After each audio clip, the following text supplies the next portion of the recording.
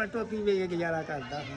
ਕਿਹੜੀ ਟੋਪੀ? ਮਰੂ ਮਰਾ ਲਿਆਣ ਤੇ ਅਲ ਵੇਚਦਾ ਸਿਆ ਮਾਲ ਤੇ ਹੁਣ ਸਬਜ਼ੀਆਂ ਲਿਆਉਣਾ ਜਿਹੜਾ ਆਇਆ ਅੱਛਾ ਤੇ ਮਾੜਾ ਵਾ ਤੇ ਕਿਸੇ ਨੇ ਪਰਸੋਂ ਪੈਸੇ ਮੁੰਡਿਆਂ ਨੂੰ ਮਧੀਰ ਦੇ ਖੋਲੇ ਪਸਾਉ ਸੀ ਆ ਜਾ ਸਿੰਘ ਦਾ ਕੋਲ ਗੱਡੀਆਂ 12 12.5 ਗਰੀਬਾਂ ਦੇ ਮਾੜਾ ਦੇ ਬੱਚੇ ਭੁੱਖੇ ਆਟਾ ਨਹੀਂ ਖਾਇਆ ਮੇਰੇ ਪੈਸੇ ਹੁਣ ਹੋਰ ਹੁੰਦੇ ਤੇ ਹਾਜੀ ਵੀ ਜਾਂਦੇ ਨੇ ਵੇਚਣ ਤੇ ਕੋਲ ਪੈਸਾ ਹੈ ਨਹੀਂ ਅੱਲਾ ਮੈਨੂੰ ਵੀ ਤੁਹਾਨੂੰ ਕੋਲ ਪਤੀ ਰੱਬ ਕਰ ਦੇਵੇ ਮਾੜਾ ਤੇ ਅੱਲਾ ਦੇ ਵਾਸਤੇ ਹੀ ਹੈ ਅੱਲਾ ਹਾਜੀ ਵੀ ਤੁਹਾਨੂੰ ਮਾਲ ਬਹੁਤਾ ਦੇਵੇ ਮਾਲ ਮੀਆਂ ਸਾਹਿਬ ਦੇਵੇ ਤੰਦਰੁਸਤੀ ਦੇਵੇ। ਹੋਰ ਸੁਣਾਓ ਠੀਕ ਠਾਕ? ਹਾਂ ਖੈਰ ਜੀ ਖੈਰ ਚਲੋ ਅੱਲਾ ਤੁਹਾਨੂੰ ਕੋਠੀਆਂ ਰੱਬ ਪਾ ਦੇਵੇ ਜੀ। ਆਮੀਨ ਜੀ। ਅਕਾਲਾਂ ਦੇ ਦੁਆ ਜੀ ਸਾਈਂ ਲੋਕ ਕਰੂੰਗੇ।